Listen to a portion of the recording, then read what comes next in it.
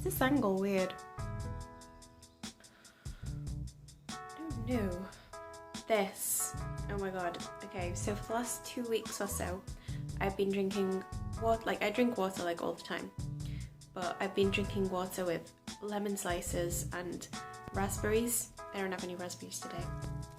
But I've been drinking water with lemon slices and a squeeze of lemon juice and some like raspberries from being frozen, and oh my god, so nice. Right, when I first saw pictures of like the lemon water and stuff, I was like, oh, that's so pretentious, you know, like putting water and like putting ginger and lemon and mint and stuff in your water. I thought that was like really pretentious. Then I decided to try it. Yep, I'm a convert. So I have tried to record this video in 2 separate locations in my house and I didn't feel comfortable. So this is like the 3rd time I'm trying to record this. Oh my god. By the way, if you hear some weird whirring right now and throughout this video, it's the washing machine. I'm next door to where the washing machine lives. And apologies for how rough I look right now, it's just my body is reflecting how I feel inside. You know how bodies tend to do that. So anyway, today I wanted to talk about something that I think it's talked about quite a lot, and I think to some extent it's become like a fashion to talk about it, and it's become like a fashion for people to have. What I wanted to talk about today was social anxiety. Let's just use the blanket term social anxiety. I don't like labeling things, like it just feels a bit too like attention seeky. It's something that has been a not so friendly friend of mine for as long as I can remember, and with me I'm not really sure if it was a natural thing that that is in my head, or whether it was a product of what has happened to me in the past, like my home life or my school life. At home I never made friends with, like, you know, the neighbourhood kids, to use an expression. I never made friends with the people in the area where I lived, so I never had friends like my own age outside of school. And so like I feel like I never really developed those sorts of essential skills before I went to school. And so when I went to school I was like really shy, but like, you know, there's always like a shy person, but I never really sort of started questioning like or noticing that I was like how differently I reacted to people and how I couldn't really connect to people, or I felt like I couldn't really connect to people as quickly as other people could, or make friends as quickly as other people could, until like end of primary school, like beginning of high school. And I already knew that I was shy, but I sort of like just accepted that about myself. I was like, oh, I'm just shy, but I never really knew that I could do something about it. I just thought that's just the way I am, and I thought that, like, you know, everybody else was fine and I was just shy. And obviously it wasn't just me. Lots of people are shy and lots of people will get like scared or uncomfortable when they are in social situations with either a lot of people or new people. And like all throughout my life, including up until today, only now I feel like I have the ability to mask it. The thing that I get most intimidated by and uncomfortable by are social situations where I don't know anybody and it's a large group.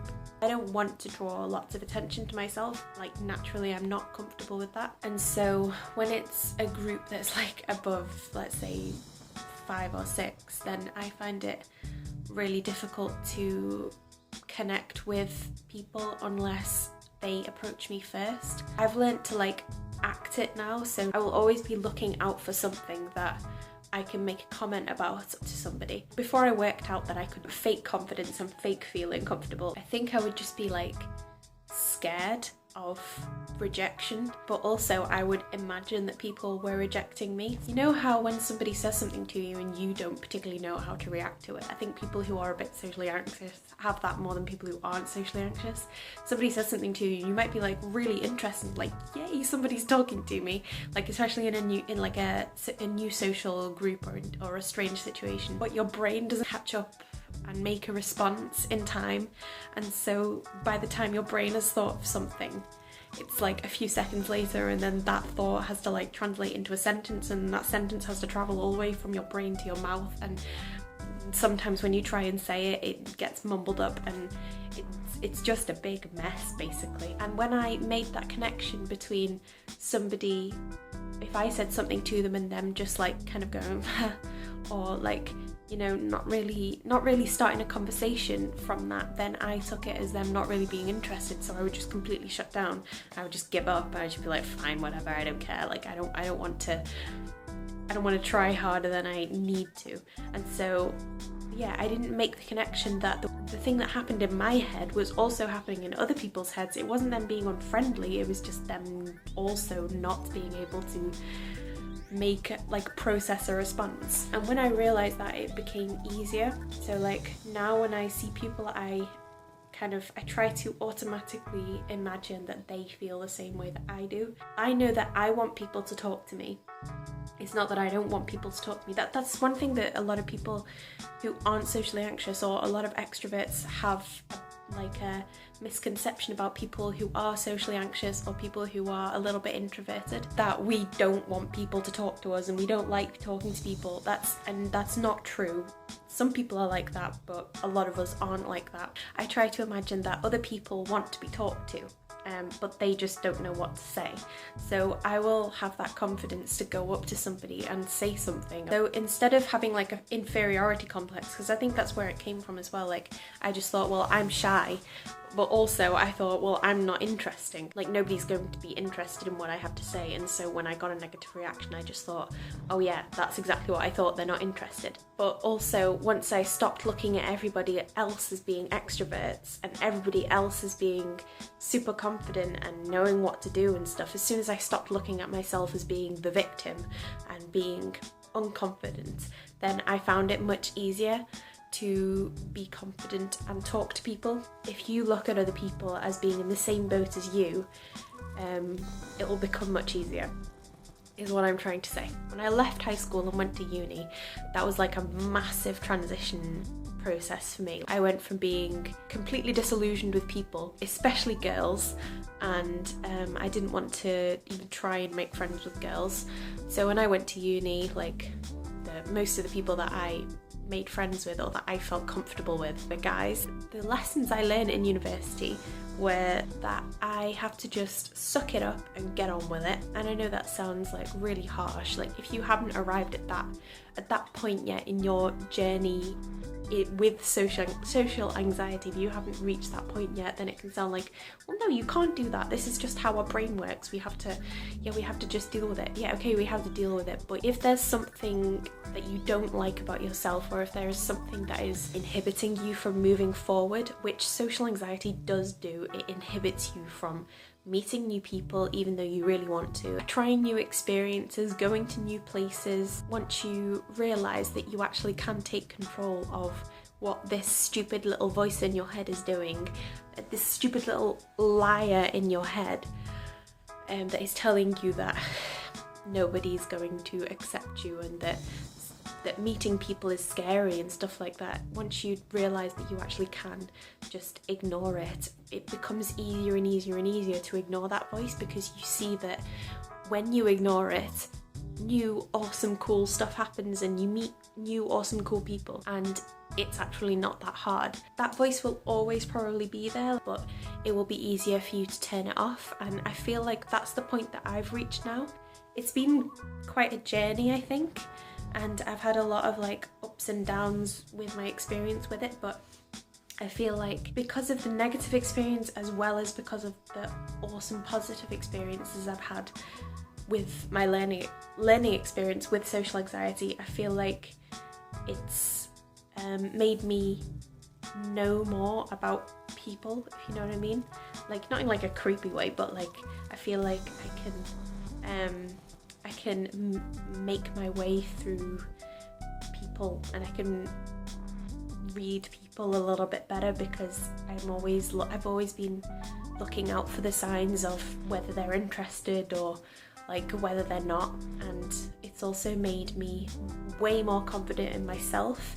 Like the fake it until you make it thing is so true with confidence, and it's so true with like getting over or stifling your social anxiety, because like the power of suggestion in your own head from yourself, it might sound cheesy and it might feel cheesy when you're doing it, like taking a deep breath and just being like, okay, I can go up to that person and say hi, even as simple as like asking for directions, or like asking how much something costs in a supermarket, or answering the phone, or answering the door, or whatever, like just doing tiny small steps like that. Anyway, I feel like I've gone like here, there and everywhere, and I'm just like grabbing ideas from the air, and I'm really sorry if that didn't actually like follow one line and I went off on loads of tangents. That's just how my brain works. I think the confidence that I've built has actually helped me be myself when I meet new people, because I think that was one of the biggest things for me, was I was afraid to be myself when I met new people. So I would just like close in on myself, and I would just think, okay, well, people aren't going to be interested. But now when I meet new people, I can't shut up. I will talk and talk and talk and talk and talk. And like, I always thought before that if I did that, like if I showed myself properly and I showed my interests to people, then people would be like, oh, she's so weird, she's so boring, like she's not funny at all. Then like every time somebody laughs at something I say, it's like I feel awesome. And it's like tiny little things like that that make me realise that social anxiety is the stupidest thing ever, and it deserves no place in anybody's brain. Nobody is boring, nobody is like, you know, any of the negative things that you say about yourself that make you have social anxiety and that inhibit your confidence when talking to people or going new places by yourself or whatever, like any of those negative things that the liar in your head tells you, like they're not true, and you can get over them. And once you do get over them, life gets so much better. And like a lot of the time when people with social anxiety feel like they're not getting to where they want to be, they don't have the friends that they want and stuff like that, it's because of those things. And once you get over those things, your life gets infinitely better. For me, for example, going to university where I had to present in front of people, that I was so afraid that people were going to judge me. Presenting in front of people like helped me get over that. Moving to a new country, getting over the language barrier, like I can speak to people in Dutch now in the street, in the shops. Like every time I speak Dutch in public or to people that I know or whatever, like I feel better about myself because I know that I've conquered like a milestone, like something that was inhibiting me. And every time I push past a barrier, it's like I've just kind of broken down a wall or something, and I'm growing as a person or whatever. I know that sounds really airy-fairy, but like it's true. What I'm trying to say is the more uncomfortable positions you put yourself in socially, the easier it will be to overcome your social anxiety. When you've got social anxiety, it can be so easy to just cocoon yourself in because it's a comfortable place to be. And there's nothing wrong with being comfortable, but but especially people like us, we have to force ourselves, because honestly you feel so much better when you push yourself into uncomfortable, strange, weird, out there situations like moving to a new country, meeting new people, new social circle, new job, whatever. Those situations, they might be hard, but they actually do help you grow as a person. They give you more experiences and they make you realise how like pointless your fears are. I made this cup of coffee an hour ago and it's cold. Blah.